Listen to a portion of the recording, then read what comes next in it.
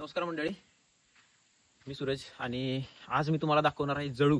जळू म्हणजेच त्याला लिची म्हणतात आणि इकडे आपल्या गावाकडे त्याला कानीड पण म्हणतात. आणि ते आता मला लागले, बघू शकता हाताला. म्हणजे ते आता लागून जवळजवळ एक 10-15 मिनिटं तरी झालीत. तो बघू शकताय तुम्ही, ते एकदम बारीक असते आणि तुम्हाला ते नजरेला दिसत पण नाही. आणि ते लागल्यानंतर या अशा पद्धतीनं पूर्ण रक्त खाल्यावर ते असं फुगतंय. हे बघू शकताय तुम्ही, पूर्ण असं पूर्ण फुगलंय त्यानं, एवढं रक्त माझं पिलंय. बघू शकता तुम्ही, ते असं चिकटलंय कसं. तर मित्रांनो, जळू हे बघा पडलं पिकून. ते आता पडल्यामुळं ऑटोमॅटिक ते असं रक्त पिऊन झाल्यानंतर ते असं पिकून पडतंय खाली. म्हणजे पूर्ण रक्त पिऊन ते असं एवढं फुगतंय की त्याला असं ओव्हर होतंय आणि त्यावेळी ते पडतंय खाली.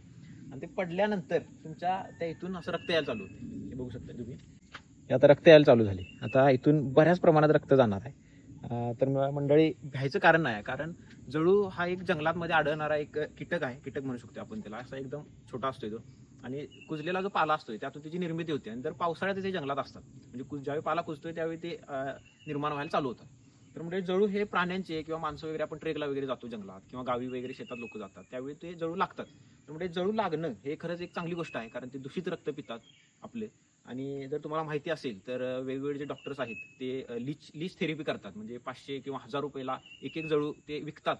आणि ज्यावेळी तुम्हाला जखम किंवा रक्त साकाळलेलं असेल किंवा काही इन्फेक्शन असेल तर त्या ठिकाणी ते जळू लावायचं. ते असं बॉटलमधनं देतात, ते लावायचं आपण इथं. रक्त ओढून झाल्यावर परत त्याला आतमध्ये ठेवायचं.